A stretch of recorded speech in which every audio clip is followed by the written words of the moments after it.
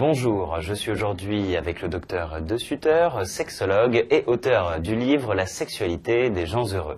En effet, il vous donne maintenant tous ses bons conseils en matière de sexualité. Le docteur vous explique maintenant comment retrouver sa libido après l'arrivée d'un premier enfant. Regardez bien.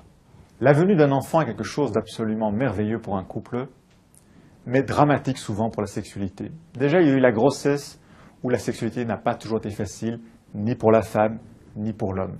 Ensuite, il y a l'accouchement.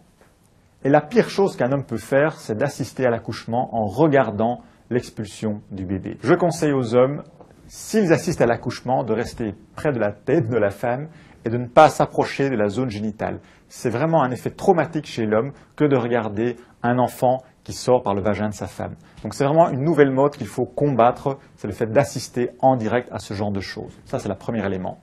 L'autre élément, c'est qu'il est parfaitement normal que dans les moments qui suivent l'accouchement, qu'il y ait une période où il n'y a pas de vie sexuelle. C'est tout à fait normal, il ne faut pas se précipiter.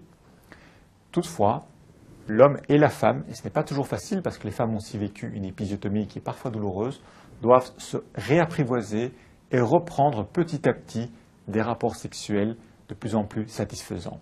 Et il existe un danger à ce niveau-là. Le danger, c'est que ce bébé, que ce soit le premier, le deuxième ou le troisième, prenne toute la place. Et que finalement, les parents ne soient plus des amants, mais juste des parents. Que le moindre petit cri de l'enfant les interrompt dans leur vie sexuelle. Qu'ils n'osent pas partir tous les deux, passer une soirée ensemble, en laissant l'enfant aux grands-parents, ou à des amis, ou à des connaissances, ou aux parrains ou la marraine. Il y a vraiment chez certains couples une focalisation sur l'enfant qui est tout à fait négative pour le fonctionnement sexuel. L'autre chose, c'est que souvent le corps de la femme a été transformé par une grossesse, et pas toujours transformé de manière favorable pour la femme. Les femmes doivent savoir que la plupart des hommes ne font pas de fixation sur les vergetures, sur les transformations du corps suite à un accouchement. Ce n'est pas un problème d'homme, en réalité c'est un problème de femmes. C'est que les femmes, malheureusement, dans de nombreux cas, ne s'acceptent pas avec leur corps qui a changé suite à la grossesse. Et puisqu'elles ne s'acceptent pas, elles deviennent moins désirantes, ou voire un dégoût de leur propre corps qui nuit à leur sexualité.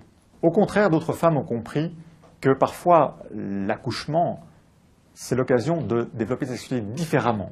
Il existe des femmes, et je pense que c'est elles qui détiennent le secret, qui ont parfois une vie sexuelle plus palpitante, plus excitante, plus stimulante après avoir eu un enfant, parce qu'enfin elles se disent que le sexe, ce n'est pas juste l'apparence physique, mais c'est vraiment la façon dont on se sert de son corps, et pas juste la façon dont il apparaît à son propre regard dans un miroir. En conclusion, la naissance d'un enfant est un véritable défi pour la sexualité d'un couple. Ce n'est pas facile, il y aura des obstacles à surmonter, il y aura des moments de découragement, ça arrive à de nombreux couples. Ce n'est pas grave.